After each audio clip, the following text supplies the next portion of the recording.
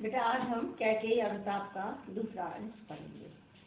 कल हमने पढ़ा था कि जब राम भरत से मिलने के लिए भरत जाते हैं वहाँ पे, तो जो सभा बैठती बहुत चिंतित होती है कि किस तरह की वार्ता होगी, क्या परिणाम होगा। सभी ऋषि मुनि उत्सुक होते हैं। तो उसके आगे का पाठ आज हम देखेंगे कि पाया तुमने तरुतले अरण्य बसेरा, रह गया अभीप्सित शेष तदपि क्या मेरा। तन तड़प तड़प कर तप्त तात ने त्यागा, क्या रहा अभीप्सित और तथापि अभागा। हाँ इसी अयश के हेतु जनन था मेरा, निज जननी ही के हाथ हनन था मेरा। अब कौन अभीप्सित और आर्य वह किसका, संसार नष्ट है भ्रष्ट हुआ घर जिसका।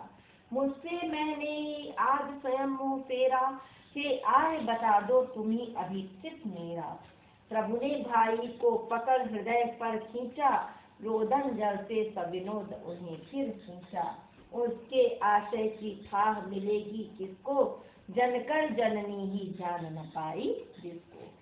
तो बेटा भरत जी से जब वो पूछते हैं कि हे भरत अब तुम अपनी इच्छा बताओ, तुम्हारे मन में क्या कामना है, तो भरत जी उनसे कहते हैं कि हे भद्र श्री राम, हे आयु श्री राम, हे श्रेष्ठ भाई राम, अब तुमको जब वृक्ष के नीचे, तरु माने वृक्ष, तले माने नीचे, अरण्य बसेरा और जंगल में निवास मिल गया है, तो क्या अभी भी मेरी कोई इच्छा शेष रह सकती है।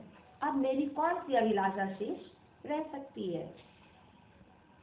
पिता ने तड़प तड़प करके, तात माने पिता, तनु माने शरीर, तड़प तड़प माने तड़पते हुए कष्ट ने त्यागा, त्याग दिया। पिता ने तड़प तड़प करके आपके वियोग में अपने प्राणों को त्याग दिया, अभीप्सित और तथापि अभागा। इस अभागे, इस दुर्भाग्यशाली का क्या इससे भी ज्यादा कोई इच्छा हो सकती है, इससे ज्यादा उसकी कोई इच्छा हो सकती है, क्या अभिलाषा हो सकती है। और अब कह रहे हैं इसी, भरत जी कहते क्या है, हाय इसी अपयश के लिए ही मेरा जन्म हुआ था। कहने का अर्थ ये, क्या ये जो अपयश मेरे लिए हुआ है, जो कलंक मेरे ऊपर लग रहा है, क्या मेरा जन्म इसी के लिए हुआ था। निज जननी के ही हाथ हनन था मेरा, मेरा जो चारित्रिक हनन हुआ है, जो मेरे अंदर की मर्यादा थी उसका जो हनन हुआ है, मेरे ऊपर जो कलंक लगा है, ये जो हत्या मेरी हुई है वो मेरी माता के हाथ से ही हुई है। मेरे नैतिकता की, मेरी चरित्र की जो हत्या हुई है वो मेरी माता के हाथ से ही हुई है। अब कौन अभीप्सित आर्य और वह किसका। कह रहे अब बताओ हे आर्य, हे श्री राम, हे भाई अब आप बताओ कि मेरी और क्या अभिलाषा बाकी रह सकती है, क्या इच्छा बाकी रह सकती है। संसार नष्ट है भ्रष्ट हुआ घर जिसका, जिसका सारा घर परिवार ही नष्ट हो गया है, जिसका पूरा संसार ही नष्ट हो गया है, अब उसकी और क्या अभिलाषा बाकी रह सकती है। मुझसे मैंने ही आज स्वयं मुँह फेरा। भरत जी कह रहे हैं कि आज मैंने स्वयं अपने आप से ही मुँह फेर लिया, अर्थात मुझे अपने आप से ही घृणा होने लगी है, अपने आप से ही वैराग्य होने लगा है, विरक्ति होने लगी है।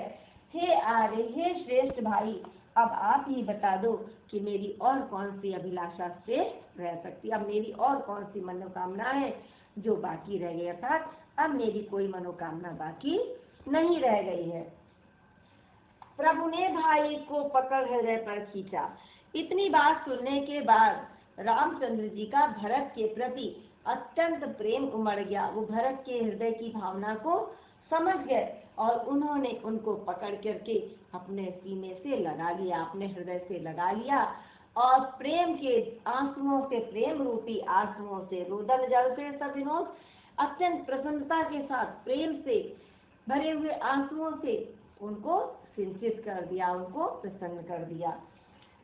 उसके आशय की थाह मिलेगी किसको। अब रामचंद्र जी क्या कह रहे हैं कि जिसकी माता, जिसने जन्म दिया है भरत जी के को, उसके हृदय में क्या इच्छा है, क्या अभिलाषा है, उसके मन की क्या कामना है, उस कैसे चरित्र का है।